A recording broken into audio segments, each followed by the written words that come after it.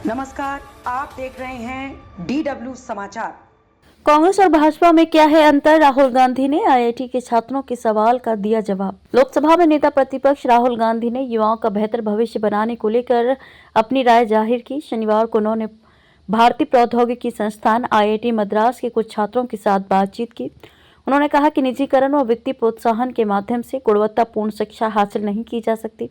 राहुल ने इस दौरान कांग्रेस और भाजपा के बीच अंतर भी बताया। उन्होंने कहा कि हमारी पार्टी का मानना है कि संसाधनों का वितरण अधिक निष्पक्ष तरीके से करना चाहिए, विकास व्यापक और समावेशी होना चाहिए। कांग्रेस सांसद ने बीजेपी को लेकर कहा, आर्थिक नजरिए से वे ट्रिपल डाउन में विश्वास करने वाले लोग हैं। सामाजिक मोर्चे पर हमारा मानना है कि समाज जितना ज्यादा सामंजस्यपूर्ण होगा, जितने कम लोग आपस में लड़ेंगे, ये स्थिति देश के लिए उतनी ही बेहतर होगी। राहुल गांधी ने अपने YouTube चैनल पर यह वीडियो पोस्ट कर कहा, मुझे हाल ही में आईआईटी मद्रास के कुछ प्रतिभाशाली युवाओं से बात करने का सौभाग्य मिला।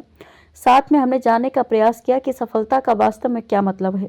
हमने भारत के भविष्य को आकार देने में रिसर्च, शिक्षा की अहम भूमिका और एक ऐसे उत्पादन पारिस्थितिकी तंत्र को बढ़ावा देने की आवश्यकता पर चर्चा की जो निष्पक्षता, नवाचार और सभी के लिए अवसर को महत्व देता है। भारतीय शिक्षा प्रणाली पर फिर से विचार करने की जरूरत। राहुल गांधी ने इस बात पर जोर दिया कि अपने युवाओं को शिक्षित करने, बेहतर कल की कल्पना को साकार करने और भारत को वैश्विक नेतृत्वकर्ता में बदलने के लिए भारतीय शिक्षा प्रणाली को लेकर फिर से विचार किया जाना चाहिए। उन्होंने कहा, वर्तमान में हमारा शिक्षा ढांचा अक्सर युवाओं को कुछ कैरियर जैसे डॉक्टर, इंजीनियर, आईएएस, आईपीएस या सशस्त्र बल तक सीमित कर देता है। उन्होंने कहा कि ये विभिन्न अवसरों को खोलने, छात्रों को अपनी आकांक्षा को पूरा करने और नवाचार व पसंद से प्रेरित भविष्य बनाने के लिए सशक्त बनाने का समय है। निजीकरण से नहीं हासिल होने वाला लक्ष्य। कांग्रेस नेता ने कहा कि ये बातचीत केवल विचारों के बारे में नहीं थी, ये समझने के बारे में थी कि हम भारत को विश्व मंच पर समानता और प्रगति की शक्ति के रूप में स्थापित करने के लिए कैसे मिलकर काम कर सकते हैं।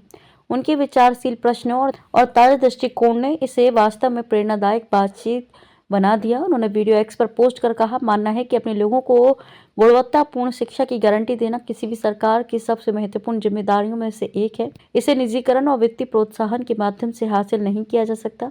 हमें शिक्षा अधिक पैसा खर्च करने तथा सरकारी संस्थानों को मजबूत करने की जरूरत है।